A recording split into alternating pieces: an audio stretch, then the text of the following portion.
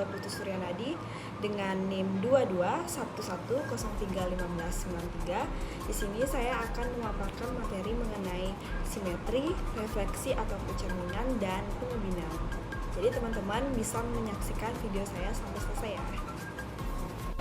Baik, untuk pembahasan pertama yaitu kita akan membahas tentang simetri.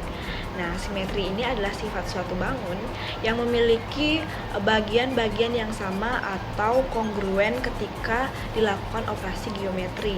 Nah, contohnya nih seperti lipatan, putaran, atau pencerminan.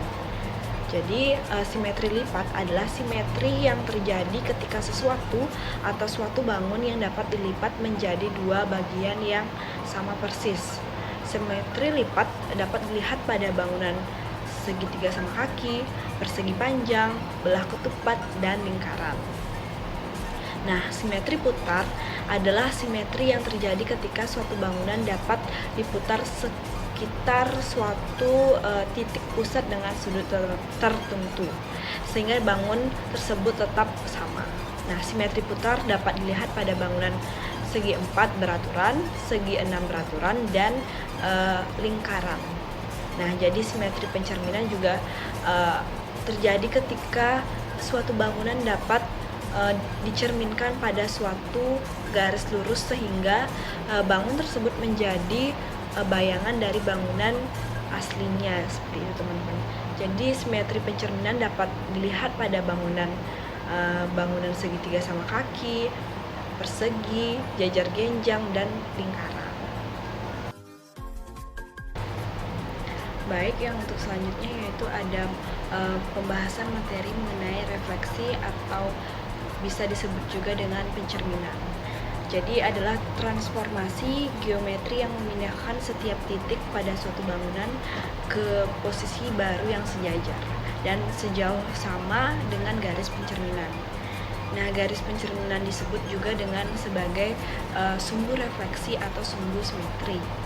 Nah, refleksi dapat dilakukan pada berbagai jenis bangun seperti segitiga, persegi, lingkaran, dan lain-lain.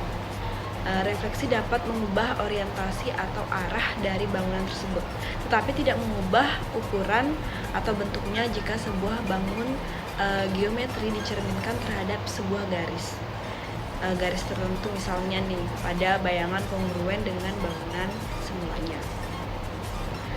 Nah, suatu transformasi atau perpindahan dikatakan refleksi jika memenuhi beberapa sifat tertentu, yakni ada 1. Jarak titik awal ke cermin akan sama dengan jarak bayangan ke cermin. Yang kedua, garis penghubung antar titik asal ke titik bayangan akan tegak lurus. Terus yang ketiga, semua garis penghubung antara titik asal dan titik bayang akan saling sejajar. Artinya tidak akan pernah berpotongan di suatu titik manapun. Yang keempat, pusat refleksi yang merupakan dianalogi sebagai cermin. Adapun jenis-jenis refleksi dalam matematika berdasarkan pusat refleksinya atau sumbu cerminnya. Refleksi dibagi menjadi 7, yaitu refleksi terhadap sumbu X. Yang kedua ada refleksi terhadap sumbu min Y. Yang ketiga ada refleksi terhadap titik pusat 0,0, dan refleksi terhadap garis Y sama dengan X. Refleksi terhadap garis Y dengan min X, refleksi terhadap garis X sama dengan H, dan refleksi terhadap garis Y sama dengan K. Baik, yang selanjutnya yaitu ada pengubinan. Teman-teman pasti tahu apa itu ubin atau pernah dengar kata pengubinan. Nah, yang lebih jelasnya, pengubinan adalah kata atau benda yang berasal dari kata dasar ubin, yaitu semacam tegal yang digunakan untuk menutup lantai. Ubin dibuat dari campuran antara semen, batu, kerikil, dan pasir yang dicetak dalam berbagai bentuk atau bangun. Nah, dalam pembahasan ini pengubinan adalah seperti dinyatakan di atas, yaitu pemasangan atau penutup bangun datar dengan bangun datar lainnya. Untuk selanjutnya yaitu ada jenis-jenis pengubinan. Nah, selanjutnya ada pun jenis-jenis pengubinan. Nah, jenis pengubinan yang pertama yaitu pengubinan beraturan. Pengubinan beraturan atau regular tessellation adalah pengubinan dengan satu macam ubin atau poligon yang beraturan atau semua kongruen. Ada 3 macam pengubinan termasuk dalam kelompok ini yang dinotasikan dengan contoh seperti gambar pada slide. Yang kedua ada pengubinan semi beraturan atau semi-regular tessellation.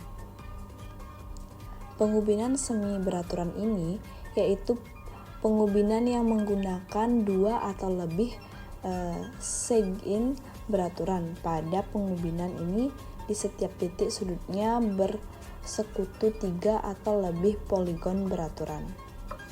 Seperti pada gambar slide pada bagian pengubinan semi beraturan. Yang ketiga ada pengubinan tidak beraturan atau non-regular tessellation. Pada kedua jenis pengubinan dengan ubin beraturan terdahulu terdapat kelompok poligon yang sama di setiap titik persekutuannya. Artinya jika di suatu titik sudut A terdapat kelompok poligon 3, 4, 6, dan 4. Seperti pada slide atau gambar pada bagian pengubinan tidak beraturan atau non-regular tessellation. Jadi itulah materi pembahasan yang dapat saya jelaskan. Dan terima kasih kepada teman-teman yang sudah mau menonton sampai selesai. Apabila ada kesalahan pada video yang saya buat, saya minta maaf sebesar-besarnya dan saya ucapkan terima kasih.